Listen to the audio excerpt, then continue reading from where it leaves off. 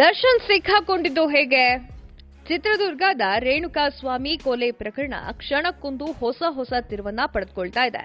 ಈ ಪ್ರಕರಣದ ಆಳಕ್ಕೆ ಹೋದಂತೆ ಹೊಸ ವಿಚಾರಗಳು ಹೊರಗೆ ಬರ್ತಾ ಇದೆ. ಅಸಲಿಗೆ ಈ ಕೇಸ್ನಲ್ಲಿ ದರ್ಶನ್ ಹೇಗೆ ಸಿಲುಕೊಂಡ್ರು ಅನ್ನೋದು ರಹಸ್ಯ ಬಯಲಾಗಿದೆ. ಈ ಪ್ರಕರಣದಿಂದ ದರ್ಶನ್ ತಪ್ಪಿಸಿಕೊಳ್ಳಲು ಪ್ಲಾನ್ ಮಾಡಿದ್ರು. ಆದ್ರೆ ಅದೇ ಪ್ಲಾನ್ ಉಲ್ಟಾ ಹೊಡೆದ್ಬಿಟ್ಟಿದೆ. ಕೊಲೆ ಮಾಡಿ ದರ್ಶನ್ ಅಂಡ್ ಗ್ಯಾಂಗ್ ತಗಲಾಕೊಂಡಿದ್ದೆ ಒಂದು ರೋಚಕ. ಪಟ್ಟಣಗೆರೆ ಶೆಡ್ನಲ್ಲಿ ರೇಣುಕಾಸ್ವಾಮಿಯ ಕೊಲೆ ಮಾಡಲಾಗುತ್ತದೆ.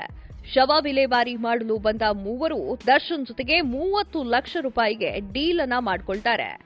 30 ಲಕ್ಷ ರೂಪಾಯಿ ಹಣವನ್ನ ಪಡೆದ ಬಳಿಕ ಆರ್ಆರ್ ನಗರದ ಪಟ್ಟಣಗೆರೆ ಶೆಡ್ನಿಂದ ಮೃತದೇಹವನ್ನ ಸುಮ್ನಳ್ಳಿ ಬಳಿಯ ಸತ್ವ ಅಪಾರ್ಟ್ಮೆಂಟ್ ಮುಂಭಾಗ ರಾಜಕಾಲುವೆಗೆ ಬಂದು ಎಸೆದು ಬಿಡ್ತಾರೆ. ಶವ ವಿಲೇವಾರಿ ಮಾಡಿದ 3 ಆರೋಪಿಗಳಿಗೆ ಆಗ ಭಯ ಶುರುವಾಗುತ್ತೆ. ಈ ವೇಳೆ ಮೂವರು ಗ್ಯಾಂಗ್ ರಾತ್ರಿ ಇಡೀ ಚಾಲೆಂಜಿಂಗ್ ಸ್ಟಾರ್ ದರ್ಶನ್ಗೆ ವಾಟ್ಸ್ಆಪ್ ಮೂಲಕ ಕರೆ ಮಾಡಿ ಮಾತನಾಡ್ತಾರೆ. ಆಗ ಹಣಕಾಸು ವಿಚಾರಕ್ಕೆ ಗಲಾಟೆಯಾಗಿದ್ದು ಕೊಲೆ ಮಾಡಿದ್ದೇವೆ ಅಂತ ಸರೆಂಡರ್ ಆಗುವಂತೆ ದರ್ಶನ್ ಸೂಚನೆಯನ್ನ ನೀಡಿದ್ರು ಅಂತ ಹೇಳಲಾಗುತ್ತೆ. ಬಂಧಿತ ಆರೋಪಿಗಳನ್ನ ಪೊಲೀಸರು ತೀವ್ರ ವಿಚಾರಣೆಗೆ ಒಳಪಡಿಸುತ್ತಾರೆ. ಮೂವರನ್ನ ಪೊಲೀಸರು ಪ್ರತ್ಯೇಕವಾಗಿ ವಿಚಾರಣೆಯನ್ನ ನಡೆಸುತ್ತಾರೆ. ಈ ವೇಳೆ ಒಬ್ಬೊಬ್ಬರಿಂದ ಒಂದೊಂದು ರೀತಿಯ ಉತ್ತರ ಸಿಗುತ್ತೆ.